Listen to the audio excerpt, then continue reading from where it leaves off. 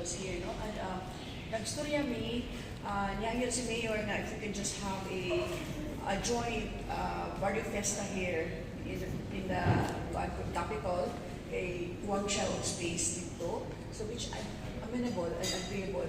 So it's going to be a joint barrio fiesta, and we will send invitation to national, sa Presidente, First Lady, Senator, Senate President, Speaker of the House, so a league of cities, some governors also. So it's going to be a joint invitation from me and Mayor Nestor.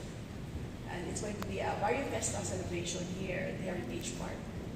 Additionally, the capital led the support, monetary support to Sinulog. This year, are we going to continue the tradition, and how much? Yeah, diri gahapon ang Sinulog Foundation, no, si Engineer Pericles Dakay, we had a conversation, and the pledge ang province, actually in the works na, di ba? Nasa board ba? Ito ang pledge? Wala pa. Wala. Dito pa ito. So they're doing the documentation pa, 10 million pesos atong i-pledge sa Sinulog Foundation. Gov, ipakapano sa tanan, hindi lang sa media, kung musayaw, basta daw ka, sinulog. Yeah, there's going to be a part na musayaw ko kay, it's a tradition and it's halal. So yes, I will, with the Danao contingent. No? And also, Mayor Nestor, I hope musayaw. May ganina ako na siya dituduan sa pagsayaw. Kung Mayor, nahimo naman kung di ay niyo. Naka-practice na mo together with the Danao City contingent.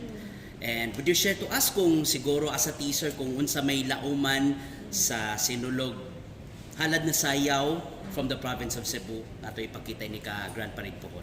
Surprise! I can also what this Wednesday? This coming Wednesday. Tomorrow? Friday ang schedule yan. Naka-schedule for practice. Pero watch out. Hindi ako musulti kay mo na ang element of surprise. Gov natin mga pili ng mga provincial towns na afford by monetary assistance na i-land ang Cebu Province. Yes, atay gihakan na monetary assistance, no? Ang municipalities is 5M. Kunya ang component city is 3M. Yeah, kaya para fair ang labanan. Kaya mas dagan magkwarta ang component cities kaysa mga municipality. So gidako na to ang municipalities, kunya lower naman ang mga component cities. Ang funds ani ko currently 2026. Wow. Yes, yes. Katong mga affected sa earthquake o sa mga pagbaha ng municipality, gi-encourage ba nato sila mo-join o unsay feedback sa ilaha? Wala ka nato sila. Well, we encourage everyone to join. But like Danao, wala sila big this year because of what happened to them. No? But then, voluntary good day this year. Speaking of mga towns affected by earthquake, kumusta na ta sa road recovery plan, roadmap na to? So we just got the pidana for the earthquake. Naagihapon yung mga natay mga evacuation centers pa. And then we are finalizing also ang katong financial assistance for those victims sa earthquake, 10,000 pesos. We are just cross-checking now sa lista sa DSWD. Kaya agreement na ito with DSWD nga kung unsay di nila makaya, i-augment sa province. So, cross-check pa meron sa data and then we will proceed with handing out the financial assistance. As for post-Tino, do we also have a roadmap already for recovery plan? Yes, wala pa ta nahuman sa pidana sa Tino, but of course, naana tayo mga plans, no? Like ang pag-build sa dam. So we're starting with the feasibility study already with the RDC for that. So naana yung mga measures that we are going to launch at first quarter. How much will each resident will receive? 10,000 ang financial assistance sa This is for earthquake, though? Amo niya to ang answer. Can you talk Regarding sa roads, sa wanantay, nasundan na yun eh.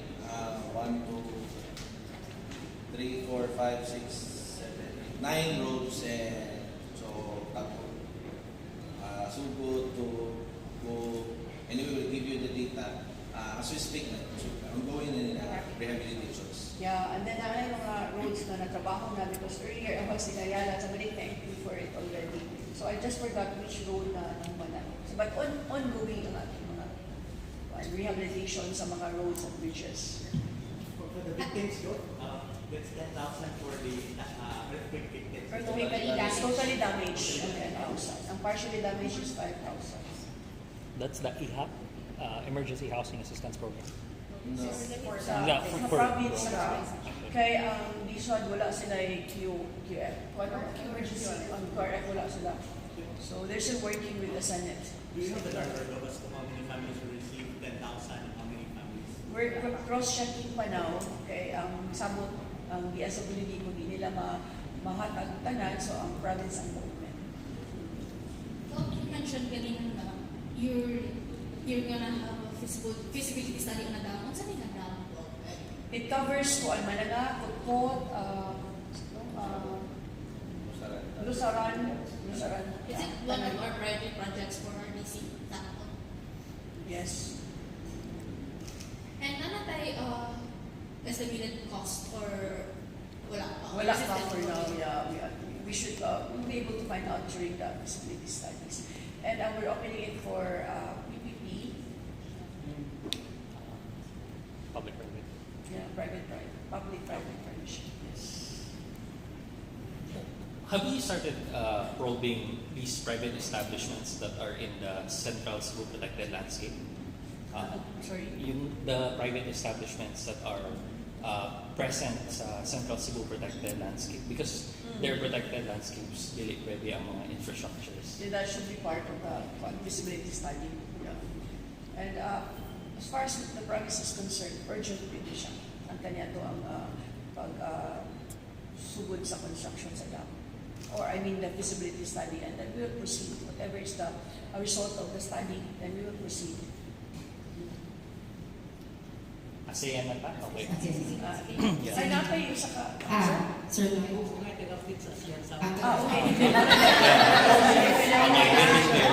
Yeah, so ASEAN is big this year because foreign ministers are joining.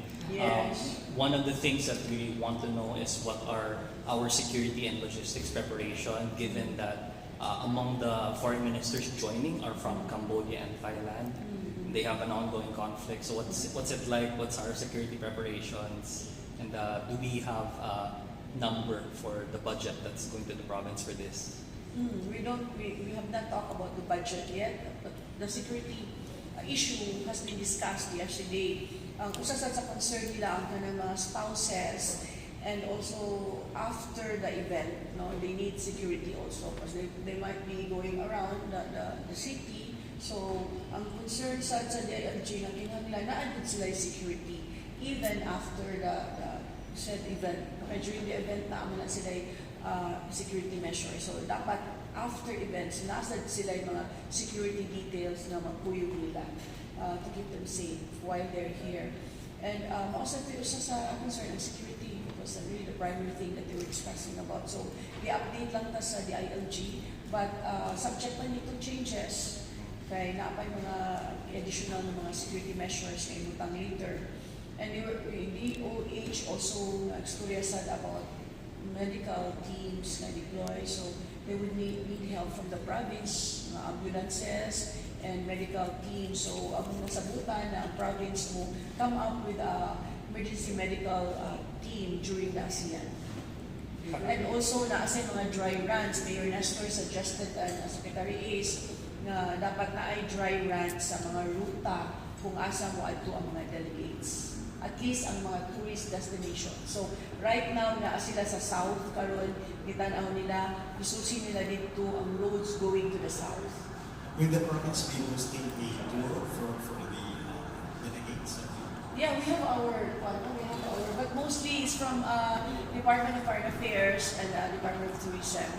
So ako alam yun sa province na we make sure na i-prepare na to ang mga destinations nila. And we have to request the PWH also kung na mga ayunon along the way. Nalibaong along the way. Ang Bohol? Yeah, Yeah, naa sila schedule, naa sila sa Bohol, yes. But I don't have the dates yet. Hindi pa final. And mga tours, if na may mga changes along the way. But the most important thing, na-convene na yun ang ato ang ASEAN preparation diri sa province and the city. So it was a joint meeting yesterday. So, With the city. Sa may impact sa On-site? Impact. Dili, of course, tourism. No? It will bring tourism here sa province. And also, it will help with the economic activity here for the duration of the ASEAN and hopefully even after. So how helpful kining inganing ato nga kalihukan for ASEAN Tourism Forum para sa ato nga turismo sa dalawigan? Yeah, How it's- helpful? Yes, because it was, I think last December, there was a kind of launching of the chairmanship of the Philippines as a head of ASEAN, as host of ASEAN. So we were there, kami ni Mayor Nestor, ni Mayor Cindy, and of course, we have to support the national government. Also, chairmanship ani. So kinanglan sa nga, cooperate nila ng tabang. After all, they were very supportive to us. No, and I would also urge the public na to be helpful and supportive sa ASEAN. Kaya during sa time na nakalisod na diri sa probinsya, the national government, pabiyag kita pabayari. So hopefully, we are just doing our part also to show to them na we are collaborative. Gov, just a fun question. If you're given a chance to introduce a food or destination to the foreign leaders, ano sa Cebu as unsang food? Food, of course, lechon. We are famous for our lechon. But thank you for asking. Destination, Gov, asa nyo sa Bedon, personally? Capitol. This is a heritage site, di ba? Thank you. But of course, we have a nice one in Alubinsan, Boho River. Yeah, that's something that we should be proud of. Go, And many more. do we have a ballpark figure for how much security personnel we are deploying for this? Wala pa. Kaya actually is AFP no, ang in charge. Anak, there's a team from AFP. Yeah, but then highway patrol ko no, naalay mas pa na, mas na akong naging mo, kamalites mo kayo. But I'm sure na ay deploy ang national government pa na sa Cebu that time. But do you have special instructions for the provincial police? Yeah, yes, of course. No, safety and security is our utmost concern during the ASEAN. Na hopefully wala yung mga mga incidents no, that would mark Cebu as an unsafe. So maulitan na ito ang goal during the ASEAN. It's going to be a very exciting time for the province of Cebu after what we've been through last year. So this is something that we will look forward to and welcome and show our hospitality sa international delegates. Okay, next. Okay. Go, we have like 3 back-to-back events in January for the province. We have the investment summit, we have the Sinulog, and the ASEAN Forum. How does the province strategize these 3 major events to help the economic recovery of Cebu? Yes, first and foremost, ang atong International Economic Summit, no? That's really something that we are initiating, and hopefully it will bring in and open the corridors of investment here in the province of Cebu. Modunet, ang primary concern sa province kay Monet, ang PET project. But of course, ASEAN and also Sinulog will bring in tourists here, which should help our economy sa province. Do we have a counterpart local for the National Organizing Committee for the ASEAN? Yes, that's what I we convened yesterday. Discuss pa na to ang budget. Wala pa Okay, wala pa okay. tayo Alright. may budget na. We just have to convene the group para in preparation. And you're heading the LOC po? Or, Yes. Go na ay gibagay ng special session karon sa provincial board for the 2026 annual budget. So they're reading na ni any message and any hopes for sa third reading. Thank you for asking, and I would like to thank also our provincial board for holding the special session to work on our people's budget. So it's the people's budget, and I'm hoping that it will it should be done by this week. Okay, we are good. Dahil pa na. Sige, June. unsa tumaruganan sa AV taxis human sa consultation sa nakalabang adlaw sa mga stakeholders o sa mga operators, unsa nakabot ni mga desisyon gov, pabor ba ka o supa ka nga magdagan ng 600 ka mga units sa mga AV taxis? There's going to be a hearing this coming 50, no? 50, no? Ang LTRFB ang host ani ng hearing, no? Ako personally, the reason why I nihangyo ko nga i-suspend una ni sa ato ipadayon because we want to hear both sides. The public has to be heard.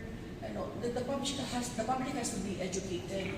Ang ako lang din ako alam jud ato kay nganong launch na yun sila of 600 taxis without even informing the public, educating the public. So we want to hear also their side, and we want also to hear the side of the taxi operators. Kaya sila mismo nakalitan ang mga taxi operators and the public in general.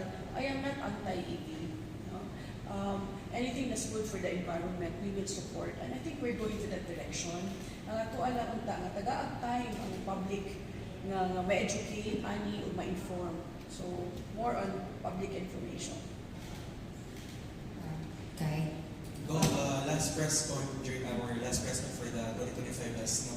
You said this year we focus on rebuilding, recovery for the province. But I just want to know what are the specific programs or priority projects that we're going to push for this 2026 this year. Sa rebuilding na to. So of course we continue with our task force.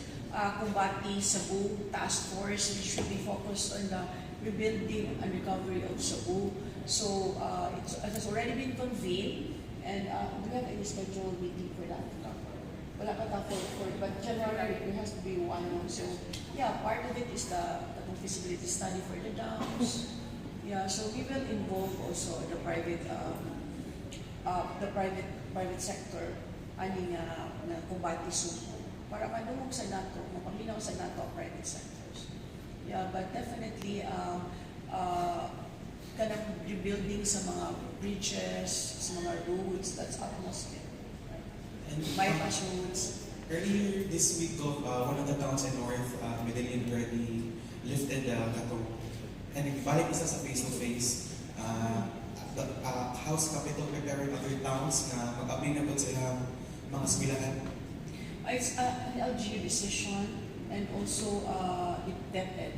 But we will support whatever the decision of the LGU and DepEd.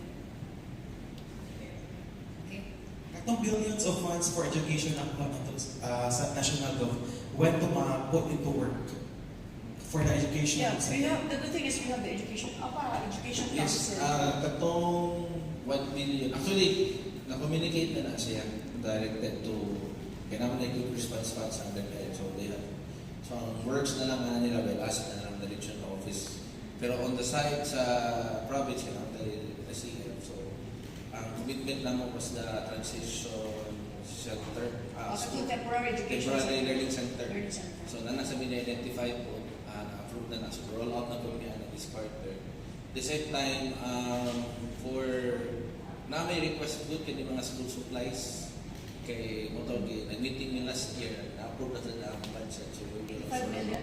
85 million na school supplies sa affect, including Tino na ni o earthquake. And then, so that's one of the important na mga projects. Another interesting sad na to look forward sa this 2026 is ang paghuman sa visibility sa Talisay, Manila, Naga Bypass Road to ease out the traffic on that side. Okay naman na naman tayo visibility sa Liloan, Consolacion. So gidungan na lang ni Go during the RDC na na-approve naman eh. So we will be monitoring with the KWH. Hopefully kanina Coastal Road that would ease out already traffic congestion before human ang 2027. Kaya mo na target ani na project. Asa nga barangay na siya ako? Pani Talisay, Migla, kaning road na agi dito sa mga villages niya. Kana yun na road, isumpay na namin the bridge na. So nanay mo na visibility. So we're working on that niya. Hopefully, kaya try with DP province na project. And at the same time with DepEd. So pani, we prioritize with it. We need the diversion road on the side of the first district. Naging, iwan na lang nag-umpang.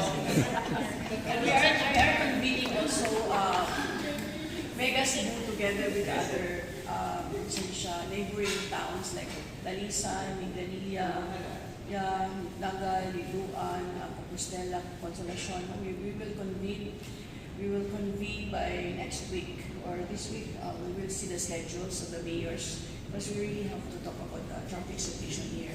So you're reactivating Kong Mega Cebu because for That the is- past few years, dormant. That is my goal.